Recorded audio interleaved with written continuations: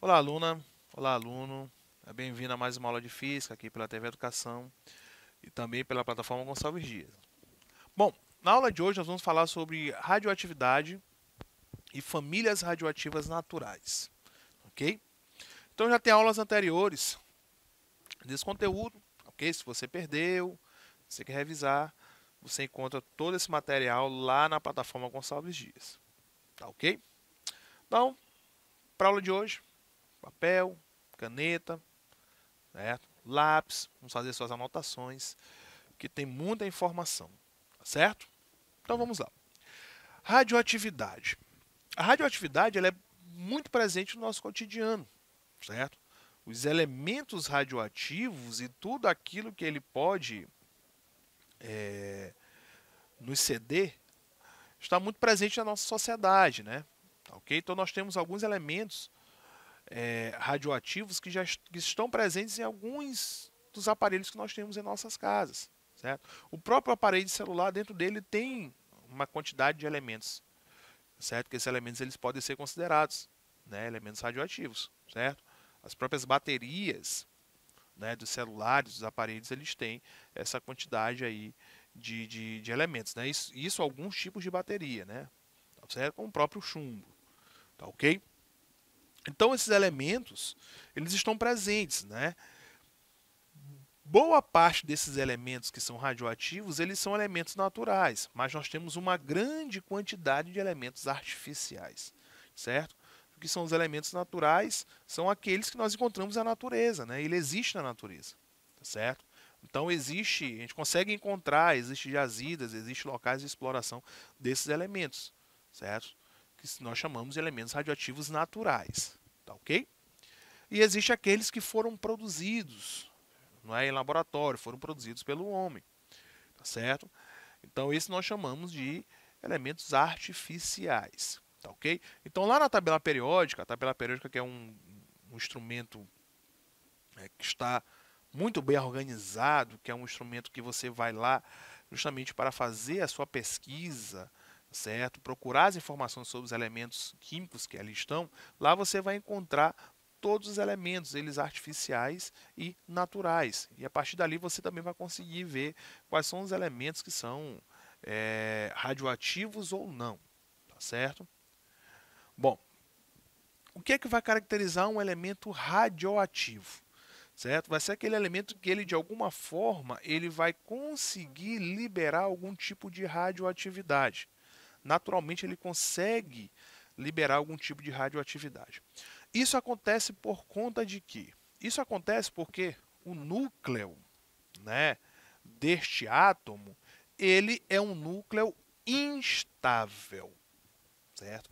Ou seja, ele é um núcleo em que ele não está estável, né? Ele não está ali bem compacto, ele tem uma instabilidade, tá certo? Então esse núcleo ele sofre por situações internas de instabilidade. Vamos entender o seguinte: um núcleo atômico, certo? Ele é composto por prótons, vou desenhar aqui os prótons, e é composto por nêutrons, certo? Então nós temos os prótons, que são positivos, e nós temos os nêutrons, que são partículas descarregadas, tá certo? Preste bem atenção. Os prótons são partículas positivas.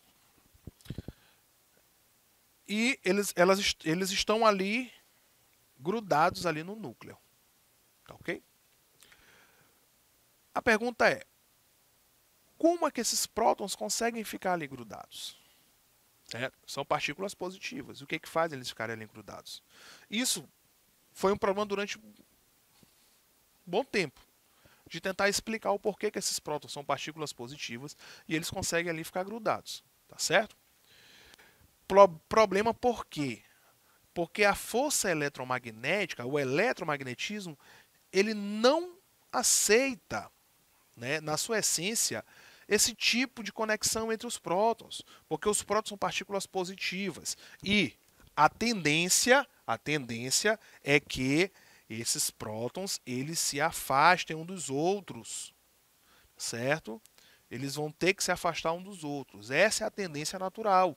Lembre, positivo com positivo, a tendência é o afastamento, é que aconteça essa repulsão entre eles. Ou seja, de acordo com o eletromagnetismo, esse núcleo atômico ele teria que se desintegrar, ele teria que ali ele teria que as partículas teriam que se separar e não se unir como estão.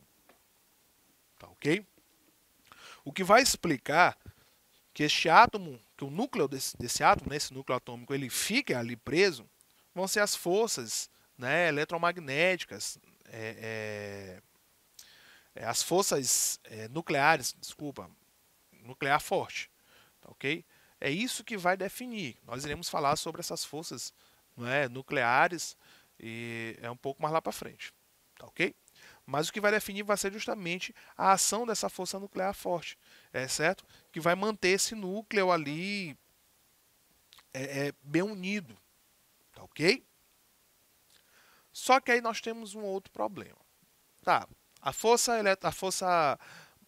nuclear, ela consegue manter ali esse núcleo unido e assim anular a força eletromagnética, né? Deixar com que a força eletromagnética não se sobressaia, certo? Fazer com que ela não se sobressaia. Tudo bem. Só que, à medida em que vai se aumentando a quantidade de prótons no núcleo, ou seja, o núcleo vai ficando maior, mais massivo, a quantidade dessa força eletromagnética ela vai acumulando, ela vai aumentando. A intensidade vai aumentando, porque agora eu tenho uma quantidade muito grande de prótons. Certo? Isso vai fazer com que a força nuclear ela mantenha esse núcleo lá, né?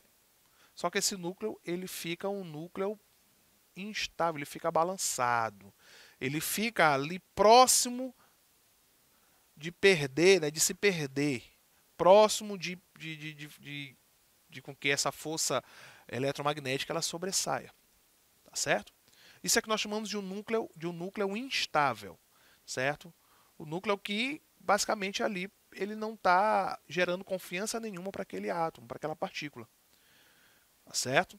Porque a quantidade de partículas positivas é tão grande e ele está fazendo com que a força eletromagnética ali ela tenha uma intensidade muito grande, fazendo com que essas partículas ela já tem uma tendência natural à separação e está tendo uma pressão muito grande para que isso aconteça, tá ok? Então, naturalmente, esses núcleos que são instáveis, eles vão começar a se estabilizar, eles vão começar a emitir energia, perder partículas, né? Ele começa a fazer essa perda. E esse núcleo atômico, certo? Ele vai, não é? A partir do momento que ele vai liberando energia ou que ele vai perdendo partículas, ele começa a se transformar em outros elementos menores, até chegar a um núcleo estável, certo? Até chegar ali a um núcleo que ele consiga se manter essas relações entre a força nuclear e a força magnética, né? A força eletromagnética. Tá ok? Então é basicamente isso que acontece, certo? Essas perdas, naturalmente que acontece, nós chamamos de decaimentos. Decaimento alfa, beta e gama. Nós iremos falar isso na próxima aula, somente sobre esses decaimentos. Tá ok? Mas essas perdas acontecem para a tentativa de estabilidade desse núcleo. Tá certo? Então nós temos um núcleo muito grande, certo? Um núcleo, por exemplo, com 92 prótons, certo? Que nós chamamos de transurânicos. Transurânicos que está além do urânio, né? O urânio, ele tem um número atômico de 92, tá certo? Isso quer dizer o quê? Nós temos ali uma quantidade de prótons que é 92, certo? Só que os elementos radioativos que nós já temos aqui, ele, né, para que ele seja radioativo, ele tem que apresentar um número atômico que seja maior ou igual a 84 prótons, certo? Isso nós chamamos já de um elemento radioativo, ou seja, um elemento que ele naturalmente ele já está ali precisando de alguma forma perder ou partícula, ou elétron, ou energia para poder ele se estabilizar, tá certo? Ele se estabilizar. Por exemplo, nós temos o tório. O tório tem um número atômico de 90, certo? Ele tem um número atômico de 90, então ele vai começar a perder, né, emitir radiação justamente na tentativa de se estabilizar, tá certo? Então é o seguinte, então o elemento radioativo, ele é acima de 84 prótons, né, ele tem que ser maior ou igual a 84 prótons. Ele já é um elemento radioativo, tá certo? E nós temos a partir de 92 prótons aqueles artificiais, certo? Bom, então a radioatividade natural, ela acontece de forma espontânea, tá ok? Ela vai acontecer, né, o nome já diz, se é natural, ela vai acontecer naturalmente, certo? Na tentativa, mais uma vez, de estabilidade do núcleo, certo? Então nós temos aqui 3 famílias ou séries radioativas naturais, certo? Nós temos essas 3 séries naturais, certo? A primeira é a série do urânio, né? Um exemplo aqui eu tenho urânio se transformando em chumbo, tá ok? Percebam que o urânio ele tem aqui, ó, o número atômico, né, de 92, certo? E ele, no final dessa sua série, nós chegamos no chumbo 82. 82 é menor do que 84, tá certo? Nós temos a série dos actínio, né? Que também é urânio, só que é urânio 235, né? Que é do urânio 232, né? A de cima. Também, né? Só muda a massa atômica, o número atômico é o mesmo, é um isótopo, né? Tá ok? E também chega no chumbo, né? Tá ok? Só que no chumbo 207, que também é um isótopo. E nós temos a família do tório, tá ok? Que tem um número atômico 90, certo? E ele também vai chegar a 82, né? Também vai chegar aí a família do chumbo, né? Tá ok? Há um isótopo, perceba que é um isótopo, 206, 207 e 208, tá certo? Então, desta forma, a gente consegue chegar, certo, a um dos nossos isótopos do chumbo para uma série natural, Bom, então vamos lá. Só uma correção aqui quanto ao urânio. Aqui o primeiro urânio ele é o 238, viu? Não 232. Pronto, só essa correçãozinha. Então o que nós vamos fazer? Vamos dividir por 4, né? Vamos pegar aqui, ó, 238 e dividir por 4, certo? O que vai interessar é o resto, não é o resultado, né? Mas o resto, quanto é que vai sobrar, para a gente saber qual é o resto da série que nós estamos falando, tá certo? Então, se eu pegar aqui, ó, 23 dividido por 4, certo? Por exemplo, vai dar 5, né? Então, 5 vezes 4 dá 20, então sobram 3, dá 38, certo? 38 dividido por 4 dá 9, né? Porque 9 vezes 4 é 36. Para 38 sobraram 2. Então, é resto 2. Então, toda vez que você pegar um elemento, que esse elemento, certo? Ele for um elemento aqui que esteja entre 84 e 92, né? Ou, né, que seja, né, o elemento que esteja entre esse intervalo das famílias radioativas naturais, você fizer essa divisão, se o resto for 2 é porque ele está na série aqui, né, do urânio, tá ok? Então esse aqui é de resto 2, tá ok? Se a gente pegar o 235 agora, né, da série do actínio, né? Então 235 e 35 dividido por 4, né? Então, na série do actinídeo, que é 235 lá, a massa, né? Então, 23 dividido por 4 vai dar 5. Aqui vai dar 20, sobram 3, vai ficar 35, né? 35 vai dar 8. 8 vezes 4, não é? 32. Para 35, sobram 3. Então, para a série do actinídeo, o resto é 3. Ok? Então, a gente sabe que ele faz parte dessa série. E para o 232, que é a do tório, nós pegarmos aqui, ó, 232 dividir com 4, certo? Então, 232 dividido por 4, pegar o 23, dá 5, sobra um 32, né? 32 dividido por 4 é 8. 8 vezes 4 dá 32, então o resto é 0, ok? Então aqui ele vai ser exato. Então toda vez que for exato, a família do tório, certo? Toda vez que o resto for 2, é a família do urânio, 238, né?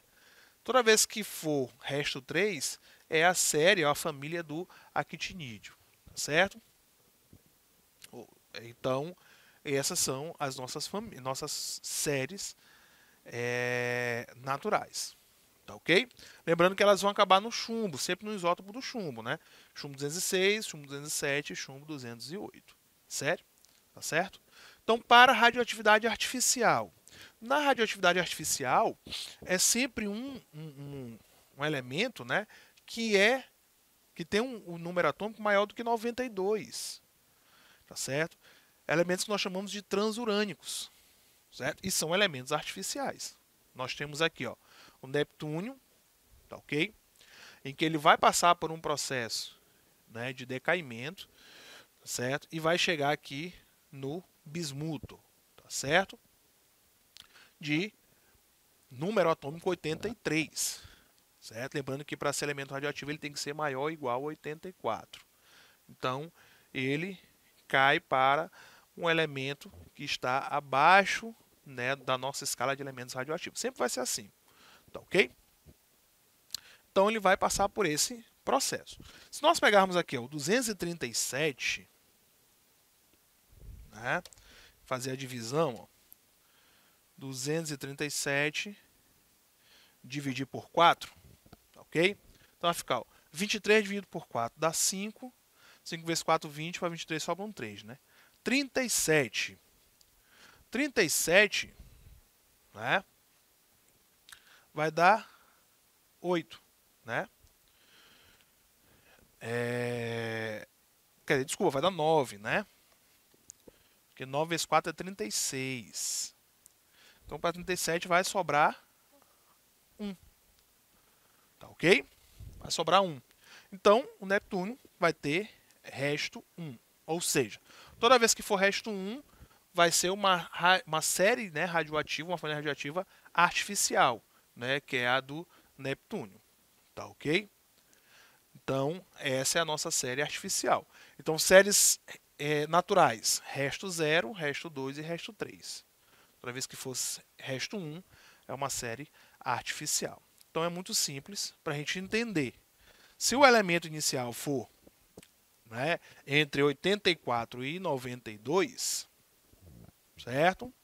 Entre 84 e 92, nós estamos falando de uma série natural que acontece de forma espontânea. Se for maior do que 92, é uma série artificial. Tá ok? Certo? Bom, então, com essas informações, nós finalizamos a aula de hoje e até a próxima.